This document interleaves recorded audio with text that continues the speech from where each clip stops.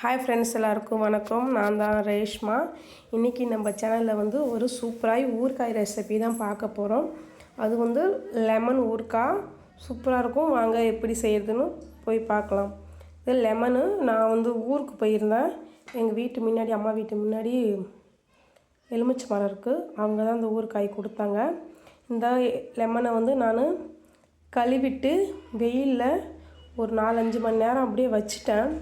ஏன்னா நல்லா வந்து லெமன் காயணும், தண்ணி இருக்கக்கூடாது. அதனால் நான் அந்த ஜாலியான குடியிலே வச்சுட்டேன். தண்ணி அப்படியே கழுவிட்டு அப்படியே வச்சுட்டேன், தண்ணி வடிய சொல்லிவிட்டு. இப்போ சாக்கு விரித்து போட்டுக்கும். எதுக்குன்னா லெமன் கட் பண்ணும்போது தண்ணி வடிஞ்சால் வந்து இடம்லாம் வீணாகிடும், வெள்ளை வெள்ளையாகிடும்.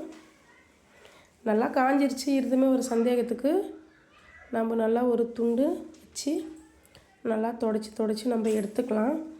ஏன்னா மெயின் ஊறுகாய்க்கு என்ன முக்கியம்னா அதில் வந்து ஈரப்பதம் இருக்கக்கூடாது, தண்ணி சுத்தமாக இருக்கக்கூடாது, நம்ம கையிலே இருக்கக்கூடாது. அதேமாரி நம்ம அருவாமனையாக இருக்கட்டும், நம்ம வைக்கிற தட்டாக இருக்கட்டும், இல்லை வந்து இந்த டப்பாவில் நம்ம அரிஞ்சு போடுற டப்பாயோ, இல்லை வந்து ஜாரியோ, இல்லை வந்து இந்த பானையில் கூட போடுவாங்க, சட்டியில் போடுவாங்க, எதுலையானாலும் ஈரம் கொஞ்சம் கூட இருக்கக்கூடாது. அதுதான் முக்கியம். இந்த வருஷம் இந்த ஊறுகாய் போட்டால் அடுத்த வருஷம் பிப்ரவரி வரைக்கும் நம்மளுக்கு இந்த ஊறுகாய் கெடாமல் அப்படியே இருக்கணும். அதுதான் முக்கியம். நான் வருஷம் ஊறுகாய் போடுவேன். பாருங்கள், இந்த டப்பா கூட நான் க்ளீனாக தொடச்சிக்கிறேன். எனக்கு கழுவி வச்சதான். சப்போஸ் இந்த வேர்வை மாதிரி மூடி வைக்கிறதால ஈரம் கூட வரும், அதனால் சொல்கிறேன். இது நல்லா பெரிய பெரிய பழம், அதனால் வந்து 4 நாளாக நான் கட் பண்ணி எடுத்துக்கலாம். இந்த லெமன் வந்து செம்ம புளிப்பாக இருக்குங்க. சாரும் நிறையா வரும், அதனால் புளிப்பு ரொம்ப அதிகமாக இருக்கும். கொஞ்சம் சாறு கம்மியாக இருக்கிற பழமாக இருந்தால் கொஞ்சம் புளிப்பு கம்மியாக இருக்கும், அதுவும் நல்லா தான் இருக்கும். இது கொஞ்சம் புளிப்பாக தான் இருக்கும். நான் அந்த வருஷம் அந்த ஊறுகாய் போடுவேன். ஏன்னா வீட்டு முன்னாடி தான் இருக்குது, அதனால் அவங்க வருஷம் நிறையா காய்க்கும் கொடுப்பாங்க. இந்த வருஷம் மட்டும்தான் காசு கொடுத்துட்டு வந்தேன், அதுக்கே வாங்கவே முடியாதுன்ட்டாங்க. நான் கம்பல் பண்ணி 50 ரூபா கொடுத்துட்டு வந்தேன். இவ்வளோ லெமனும் வெறும் 50 ரூபா தான். கிட்டத்தட்ட வந்து ஒரு 100 பழம் இருக்குது. அந்த பழம் அவ்வளோ பழமும் இருக்குது. நல்லா பழம்லாம் பெரிய பெரிய பழம். நான் வருஷம் ஊறுகாய் போட்டேன்னா எனக்கு 1 வருஷம் 1.5 வருஷம் கூட இருக்கும். என் ஊறுகாய் கிடையாது. எங்கள் அம்மா கூட சொல்லுவாங்க, நீ எப்படிம்மா போடுற, ஊறுகாய் நல்லா இருக்குது, கிடவே மாட்டேங்குது அப்படின்னு. நல்லா அம்மா கிட்ட தான் பிள்ளைங்க கற்றுப்பாங்க. வேணா எங்கள் அம்மா என்கிட்ட தான் கேட்பாங்க. அந்த ஊறுகாய் அவ்வளோ சூப்பராக நான் போடுவேன். எப்போயுமே லெமன் கட் பண்ணும்போது இதேமாதிரி சாக்கு வச்சுக்கங்க. ஏன்னா கீழே அந்த சாறு பட்டுதுன்னா கீழே எல்லாமே வெள்ளை வெள்ளையாகிடும். அதுக்கு தான். இப்போ எல்லாத்தையும் நம்ம கட் பண்ணி எடுத்தாச்சு. இப்போ வந்து நம்ம கல் உப்பு தான் சேர்க்கணும். சால்ட்டும் போடலாம், இருந்தும் கல் உப்பு தான் சேர்க்கணும். உப்பு எந்த அளவுக்கு சேர்க்குறோமோ அந்த அளவுக்கு தான் ஊறுகாய் கெட்டு போகாது. எனக்கு அளவுலாம் தெரியாதுன்னு அதனால் நான் அளவு சொல்லலை. நீங்கள் வந்து அளவு போட்டுக்கங்க. பாருங்க, அதேமாரி அந்த ஊறுகாய் நான் குளுக்கும் போதே மஞ்சத்தூளும் போட்டு தான் குளுக்கிறேன். கிட்டத்தட்ட இவ்வளோ ஊறுகாய்க்கு நான் பார்த்தீங்களா 3 கை உப்பு போட்டேன். 2 ஸ்பூனு மஞ்சத்தூள் போட்டேன். இதேமாரி நல்லா மிக்சிங் பண்ணிக்கலாம். நல்லா குலுக்கி எடுத்துக்கணும். ஒரு பழத்தில் கூட உப்பு படாமல் இருக்கக்கூடாது. எல்லா பழத்துலேயும் அந்த உப்பு வந்து நல்லா மிக்ஸ் ஆகணும். அப்போ தான் கெடாமல் இருக்கும். நாம் அரிஞ்சு வச்சிட்டோம்னா, ஞாபகம் இல்லாமல் மூடி வச்சிட்டோம்னா, உப்பு கம்மியாக இருந்ததுன்னா அது வந்து ஒரு மாதிரி ஆகிடும். துணி போட்டு தான் மூடி வைக்கணும். ஏன்னா இப்படி போட்டு க்ளோஸ் பண்ணி மூடி வச்சோம்னா அது மூடி இருக்கிறதால அந்த வேர்வை போடும். பாருங்கள், துணி போட்டு நான் வெயிலில் எடுத்து வச்சிட்றேன். நான் கிட்டத்தட்ட ஒரு 3-4 நாள் வந்து வெயிலில் எடுத்து வச்சு தான் துணி போட்டு மூடி குலுக்கிட்டு வெயிலில் வைக்கும் போது துணி போட்டு மூடி தான் நான் வந்து வச்சிருவேன். ஏன்னா அப்போ தான் வந்து நம்ம மூடி வச்சோன்னா ஒரு மாதிரியே வேர்வை மாதிரி ஊறும். அந்த நொயத்தண்ணி பட்டால் தான் மெயினாக ஊறுகாய் கெட்டு போகிறது. அதனால் அது ரொம்ப கவனம். அதேமாரி கிட்டத்தட்ட ஒரு 4-5 நாள் நம்ம வந்து குளுக்கணும். குளுக்காமல் போட்டால் ஒன்றுக்கு ஒன்று மிக்ஸ் ஆகாத. சில டைம் வந்து நம்ம அரிஞ்சு போடும் போதே பூரா நம்ம ஊற்றுறோம். இப்போ கிட்டத்தட்ட இது ஒரு அப்படியே வச்சுட்டேன் நான். ஏன்னா எனக்கு செய்யறதுக்கான டைம் கிடைக்கல. ஏன்னா அவ்வளோ சீக்கிரம் யாரும் இங்கே ஊறுகாய் எங்கள் வீட்டில் வந்து எங்கள் வீட்டுக்காரர் சரியாக சாப்பிட மாட்டாங்க, என் பொண்ணும் சாப்பிடாது. நான் எடுத்துப்பேன். இருந்தும் வந்து இப்போ அம்மா ஊருக்கு போகிறாங்க, அது செஞ்சு கொடுத்து அனுப்பலாம் அப்படின்னு சொல்கிறதுக்காக தான் நான் தாளிக்க வரேன். இந்த ஊறுகாய் நான் போட்டு வச்சு கிட்டத்தட்ட 10-15 நாளைக்கு மேலே ஆகுது. காயவே வைக்கலைங்க. அந்த டப்பாவோட குலுக்கி ஒரு 4 நாள் துணி போட்டு மூடி வெயிலில் வச்சேன். அதுக்கு பிறகு குலுக்கிட்டு மூடி எடுத்து கிச்சனில் வந்து மேலே லாஃப்டில் வச்சுட்டேன். 10 to 15 நாள் ஆகுது. இன்றைக்கி தான் நான் வெளியே எடுத்துருக்கிறேன். இப்போ அதுக்கு மசாலா ரெடி பண்ணிக்கலாம். ஒரு வானல் வச்சு கிட்டத்தட்ட ஒரு 50 கிராம் இருக்கும் வெந்தயம். வெந்தயத்தை நல்லா பொன்னிறமாக வறுத்துடணும். ஏன்னா வெந்தயம் நல்லா செவந்து வரணும். சரியாக வெந்தயம் வந்து செவரலைன்னா கசப்பு கொடுத்துரும்.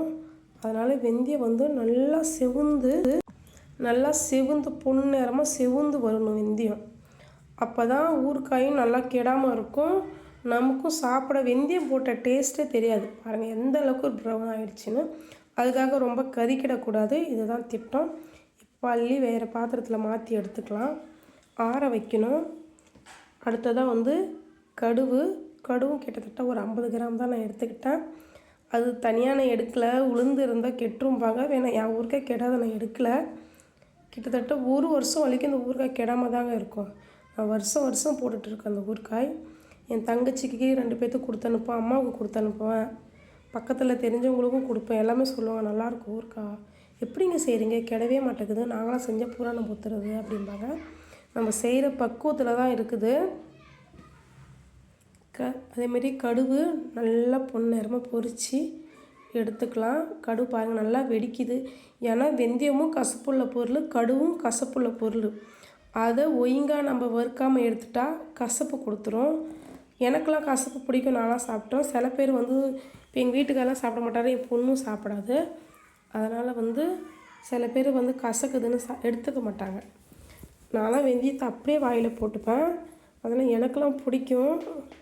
கடுகுலாம் போட்டுக்க மாட்டேன். ஏன்னா கடுகு உண்மையிலுமே ஒரு மாதிரியாக தான் இருக்கும். அதனால் பாருங்கள் எப்படி பொரியுது பாருங்கள். நல்லா பொரித்து எடுத்துக்கணும்.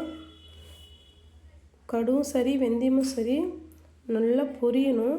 பொரிஞ்சாதான் அந்த வாசனையும் நல்லாயிருக்கும், ஊறுகாயும் கெடாமல் இருக்கும். இப்போ அதையும் எடுத்து ஒரு பாத்திரத்தில் மாட்டி நல்லா ஆற வச்சுக்கலாம். இப்போ தாளிப்பு தான்.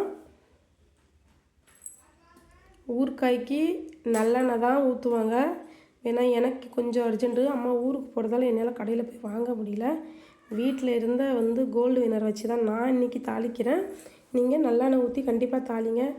நான் நல்லெண்ணெய் ஊற்றி தாளிக்க நேரம் இல்லை வீட்டில் எண்ணெய். அந்த பொடியை பாருங்கள் இப்படி அரைச்சி பவுடராக வச்சு நல்லா ப்ளைன் பவுடராக அரைச்சி மிக்சியில் நான் வச்சுருக்கேன்.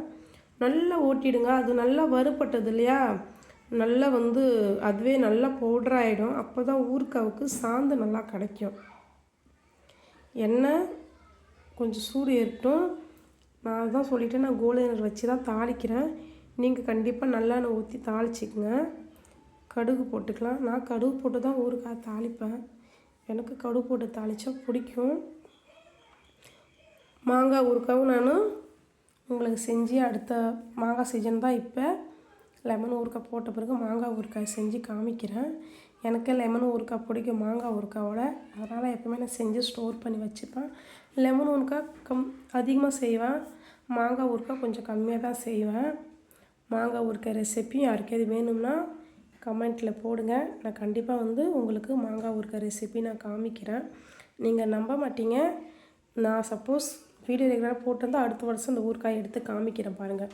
1 வருஷம் 2 வருஷம் ஆனாலும் என் ஊறுகாய் கெடாது, அவ்வளோ ஃப்ரெஷ்ஷாக இருக்கும். எனக்கு தெரிஞ்ச அண்ணா சொல்லுவார் பாருங்கள், தனி மிளகாய் தூள் தான் நான் சேர்த்துக்கிறேன். சாம்பார் தூள் இருக்குது, சாம்பார் தூள் போட்டால் அவ்வளோ அதுக்கு டேஸ்ட் வராது. இப்போ அந்த அரைச்சி வச்சோம் இல்லையா மசாலா, கடுகு வெந்தயம் அதையும் வந்து எண்ணெயிலே சேர்த்துக்கலாம். இன்னொரு விஷயம், நான் அடுப்பை ஆஃப் பண்ணிவிட்டு தான் தாளிக்கிறேன். எண்ணெய் ஹீட் ஏறின பிறகு கடுகு போட்டேன். கடுகு சூடு ஏறின பிறகு நான் அடுப்பை ஆஃப் பண்ணிவிட்டு தான் மசாலா எல்லாமே சேர்க்குறேன். இப்போ லெமன் சேர்க்கும் போதுமே அடுப்பு எரியலை, அடுப்பை ஆஃப் பண்ணிவிட்டு இது கவனம். ஏன்னா அடுப்பு ஆன்லேயே இருந்தால் எல்லாமே கப்புன்னு தீஞ்சிரும், இந்த கலர் கொடுக்காது. அதனால் வந்து அடுப்பை வந்து ஆஃப் பண்ணிவிட்டு தான் நீங்கள் வந்து கடுகு பொரிச்ச பிறகு அடுப்பை ஆஃப் பண்ணிவிடுங்க. அதுக்கு பிறகு மசாலாலாம் ஆட் பண்ணி பெருங்காயம் போடுறப்ப வீடியோ வந்து ஸ்கிப் ஆகிடுச்சு. கண்டிப்பாக ஊறுகாயில் பெருங்காயம் இருக்கணும். பாருங்கள் எவ்வளோ கிரேவியாக இருக்குன்னு. அந்த லெமனை அரிஞ்சு போட்டு ஊற வச்சுருந்தேன் இல்லையா, அது நான் தண்ணி வடிகட்டல. இன்னொரு விஷயம், நான் அதை காயவும் வைக்கல, எப்படி அரிஞ்சு போட்டு குலுக்கி வச்சுனா 4 நாள் அப்படியே தான் வச்சுட்டு வீட்டில் எடுத்து வச்சுட்டேன். இப்போ அதில் தண்ணி சொதுன்னு அந்த மசாலோட தான் இருக்குது. அதோடய நான் தாளிக்கிறேன். ஏன்னா அது வேறு எதுவும் இல்லை, அந்த லெமனோட தண்ணி தான், ஜூஸ் தான், அதோட ஜூஸ் தான். அப்போ தான் ஊறுகாய் நமக்கு ஜூஸியாக கிடைக்கும்.